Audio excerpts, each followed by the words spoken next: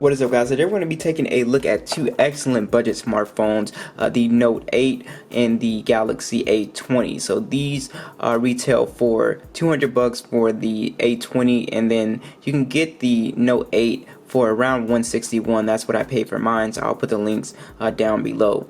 So let's talk about hardware, because these are two pretty interesting matchups here. So you do have a glass and plastic railing on the Note 8 quad camera setup, and it's a very nice premium feeling phone. Definitely a little more premium than the Galaxy A20, even though it is definitely thinner, I guess, and the A20 is to me more comfortable to hold in the hand, but it is a plastic phone, the A20, and it does not feel as premium as the Note 8. And you do have a dual camera setup, which you will get into. Both have a capacitive fingerprint scanner on the back.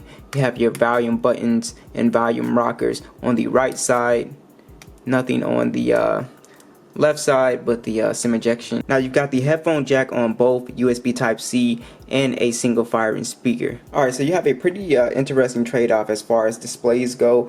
So you do have a 6.3 inch IPS display on the Note 8. It's a 1080p display, 409 for the PPI, and on the A20 you have a Super AMOLED display. It's a 6.4 inch, so it's slightly bigger than the Note 8. And it is a 720p display, 268 for the PPI. So you have a lower res display, 720p versus 1080p, and you also have an AMOLED versus an IPS. So you have to kind of make that trade-off. And the advantages with the AMOLED is that you get the always-on display function, and you do not get that here on the Note 8. But the Note 8 is definitely the sharper and overall just higher quality display here. But it really depends on your personal preference.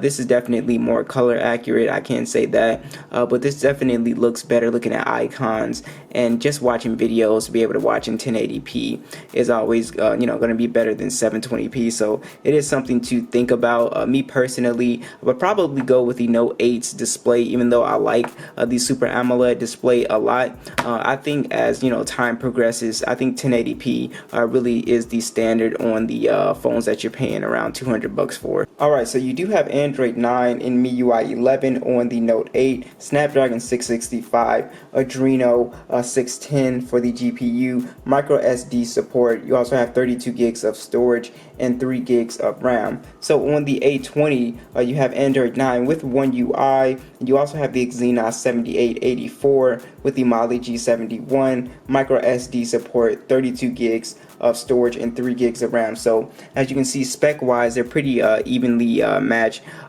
You can play games on both these phones fine, no problems. PUBG, Call of Duty, no Fortnite because of the RAM, but gaming on here is just fine. And as far as the UI, I kind of like One UI a little bit better than MIUI 11, just because you have a lot of functionality that you can do with One UI. You can really customize, and I think it's definitely smoother. The A20, in my experience, has been smoother with the A20 as far as the UI goes. Sometimes you can get drop frames, scrolling and stuff on MIUI 11, so hopefully that gets fixed with Android 10. But One UI 2.0, when it comes to the A20, is going to be just as good. So it really comes down to personal preference as well. Alright, so you guys know I love speakers, so let's go ahead and test these speakers out on both these phones, starting with the Note 8.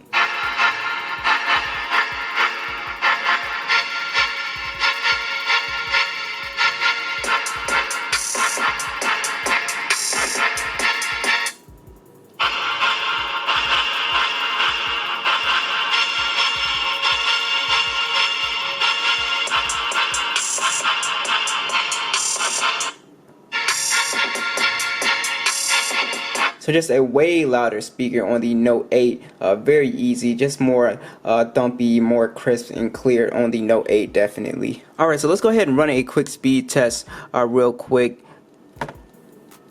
Let's go ahead and launch YouTube. 3, 2, 1. Note 8 got it there. Let's go ahead and try the camera. Again, Note 8, Play Store, A20 got it there. Let's try Call of Duty Mobile. 3, 2, 1.